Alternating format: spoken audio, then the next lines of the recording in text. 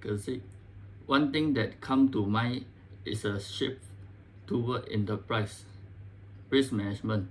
It's clearly no longer just enough to think about financial commitments and whether you are talking about Sarbanes-Oxley Act SOX Section 404 or your compliance to internal policy, but you have to think more broadly about risk in the CFO rules today. In many ways, it means think about the risks that are outside of the company, whether those are geopolitical or economy, and there could even be risks that are inherent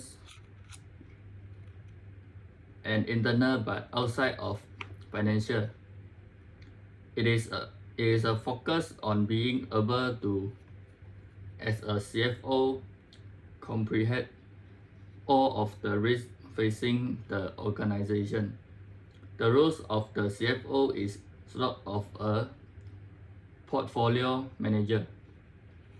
Many of the decisions that I find myself spending a lot of time on this day are where to put that next dollar of investment, or where to take the current dollar of investment and redirect it toward higher growth opportunity.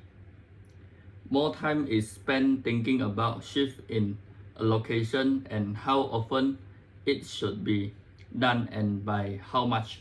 Sometimes these resources allocate decisions are very small, and sometimes there can be major change, such as acquisition and divestitures. Lastly, the CFO is a lot more involved with decision and technologies this day. You have to spend a lot of time making sure you understand where technology is going.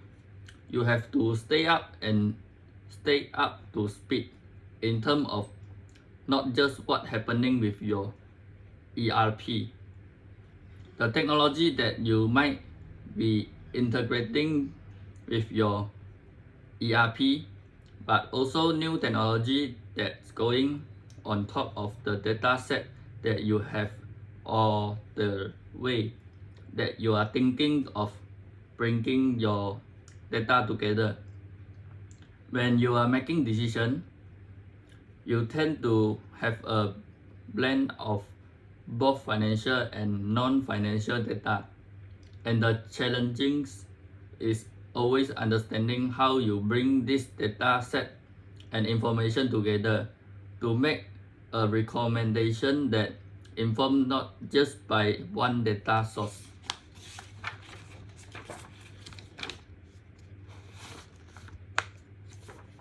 BlackBerry. I divide the CFO rules into 4 pillars or sections. One is the financial functions day-to-day process, call it order to cash, purchase to pay, record to report, or control administration. In the last few years, it involves in terms of offshoring, outsourcing, and the centralization of ERP system.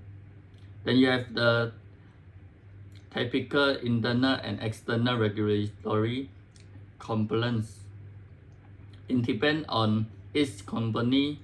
The CFO was reporting to the actual CEO of finance was only a bit independent, but after Enron and all those other scandals, now the CFO, a subsidiary, report to a higher level CFO. Another one is proactive management. management, reporting to the business, analysis, and getting into customer relationship. Not only payment terms and the back office, but also the allocation of investment. The last area is the CFO, involving more to be full board member. Together with the other board member, we shape and influence the direction of the business with technology.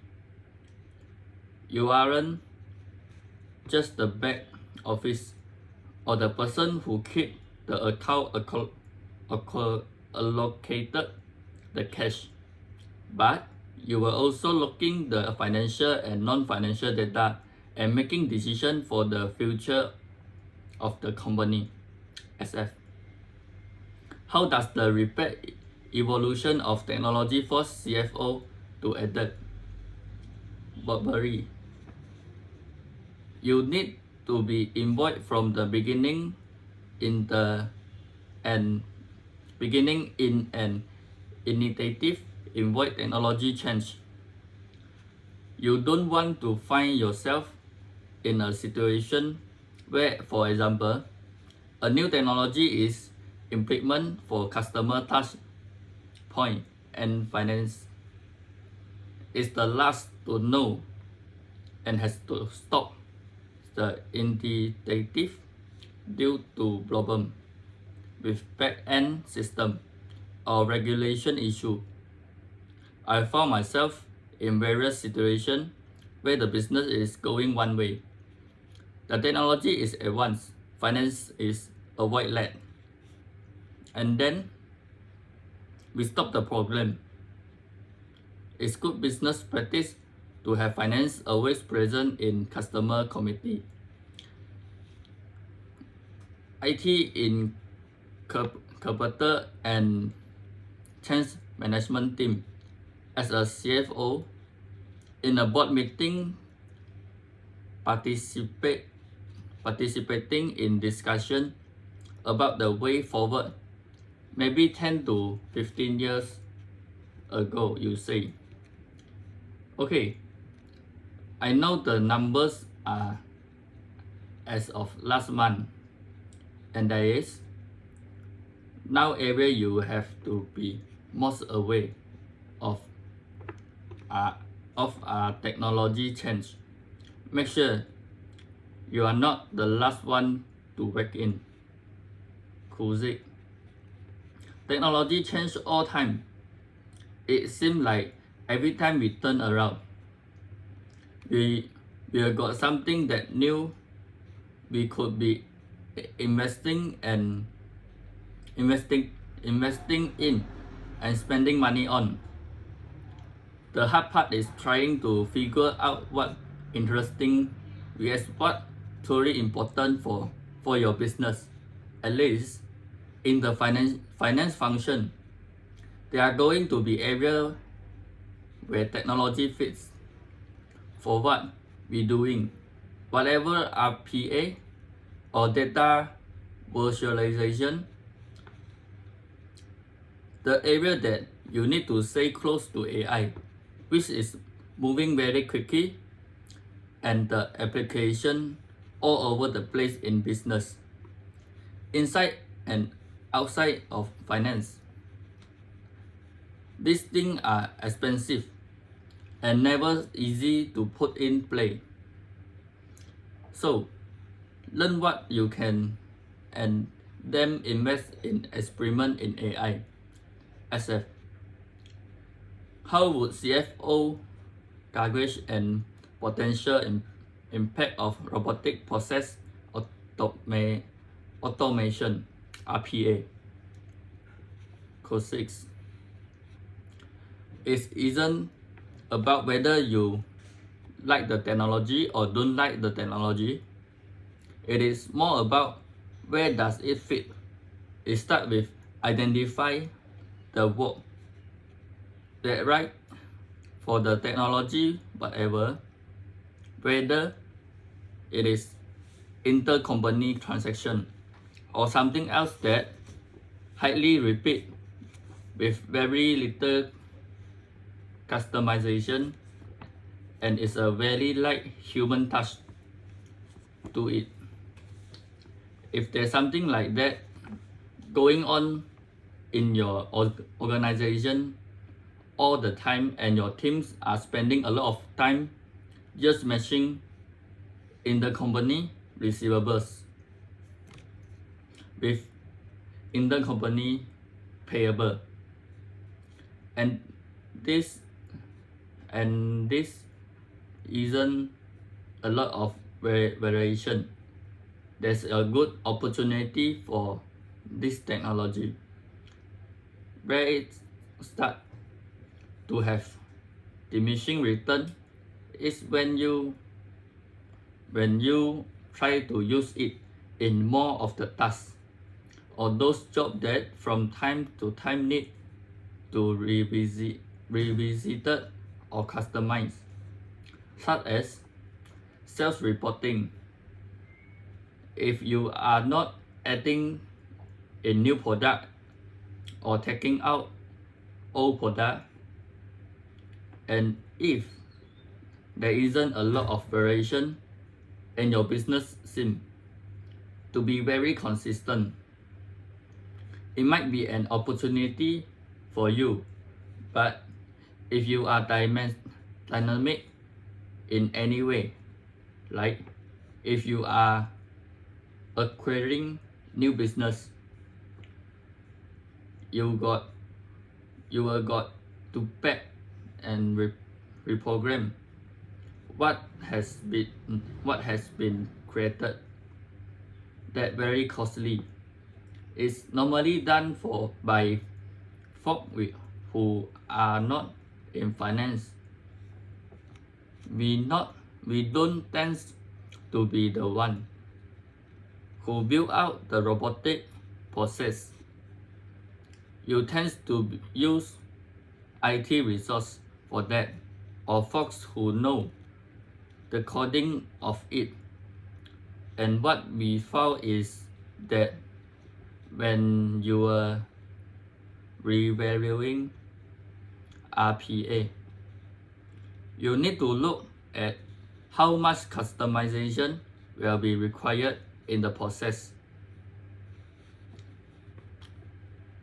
But being in a business that is highly transactional, we use a lot of RPA now. We have been using it for the last 2 or 3 years. You have to do.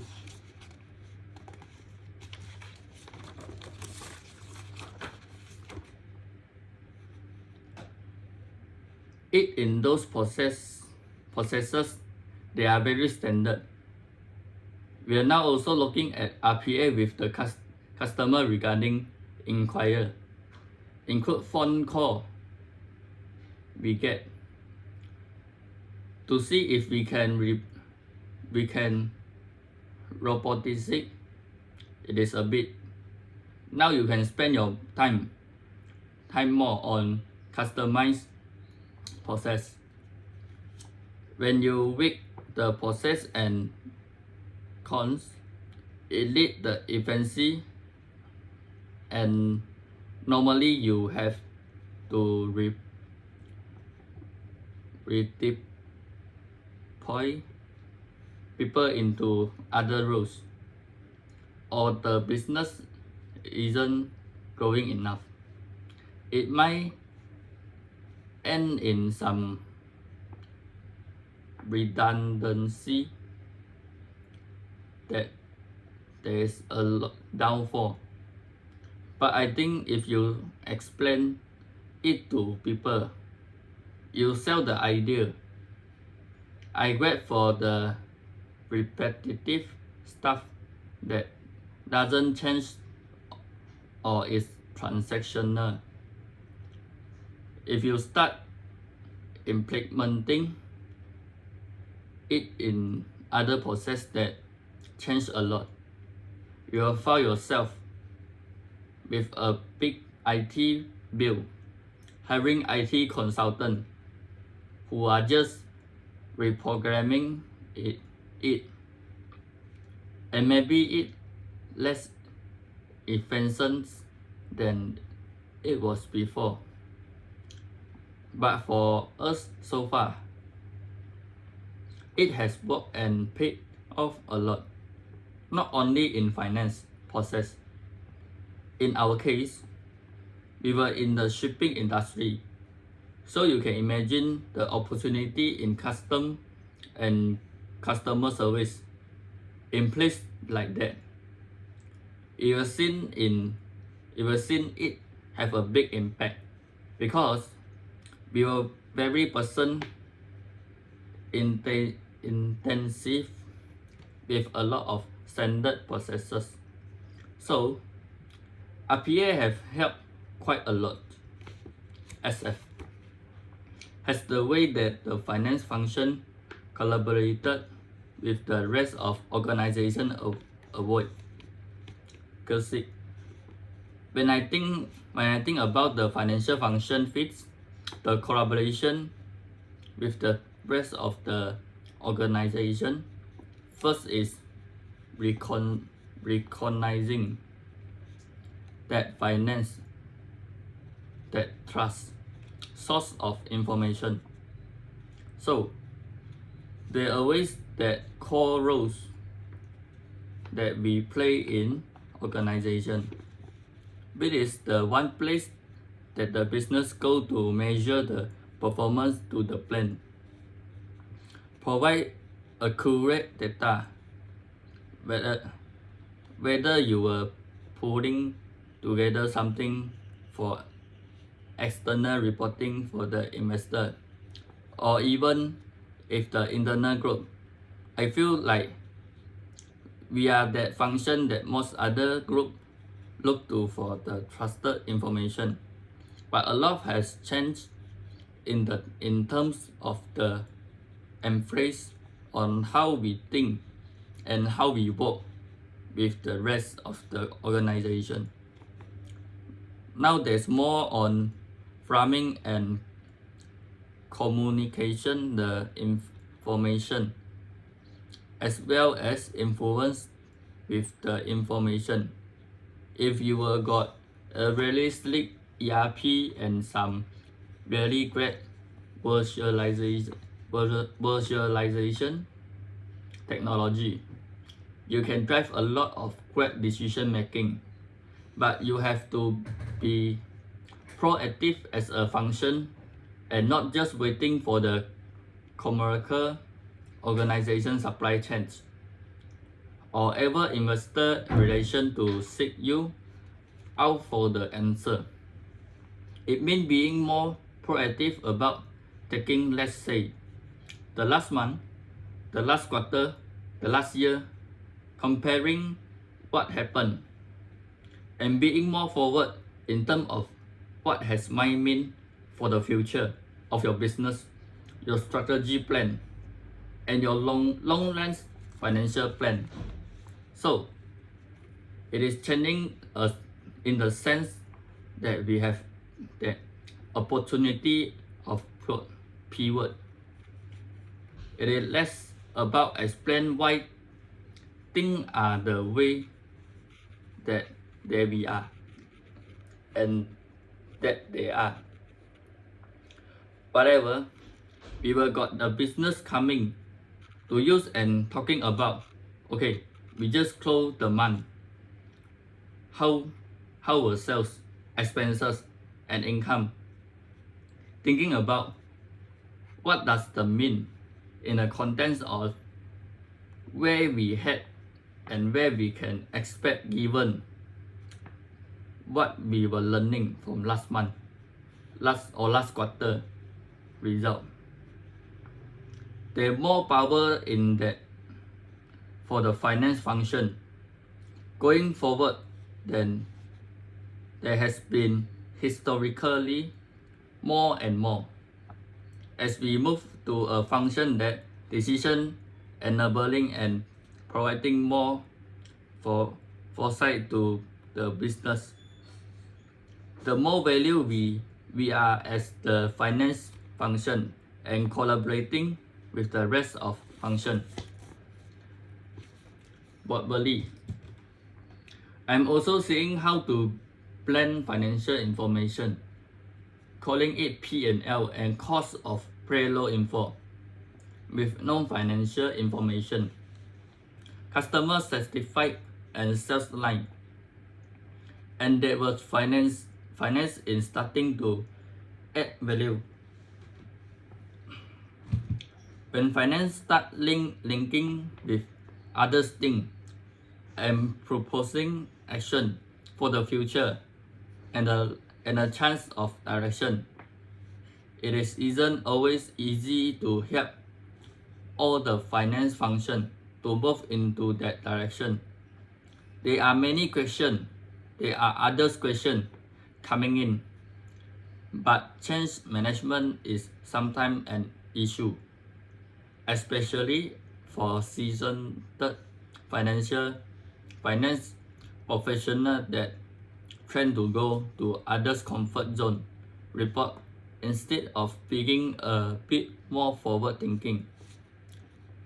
Because when I think about change management with communications and how we get out there, a lot of the organization and function that work with finance are always looking for the reason why we need to move in one direction or another, being more comfortable with understanding what level and communication you need to get folks through change is so important and becoming even more important.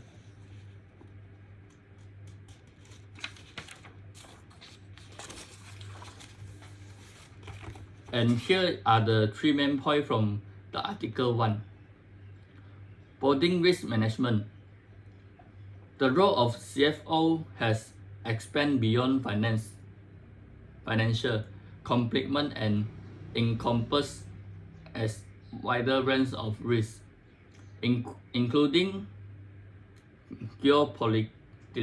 political, economy, and internal risks. CFOs need to manage this comprehensively to protect and guide their organization effectively.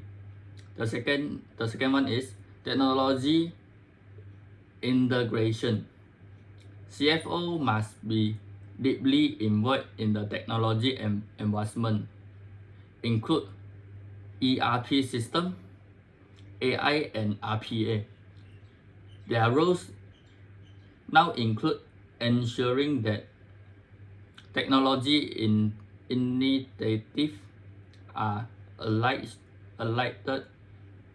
with finance goals and do not disrupt business operations. Third one is proactive and strategy roles.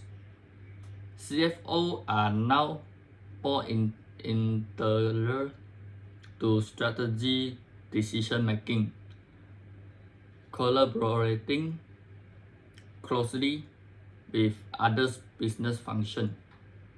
They are responsible for providing forward-looking insight by integrating finance and non-finance data, which enhance their roles as trusted advisor and strategy partner within the organization.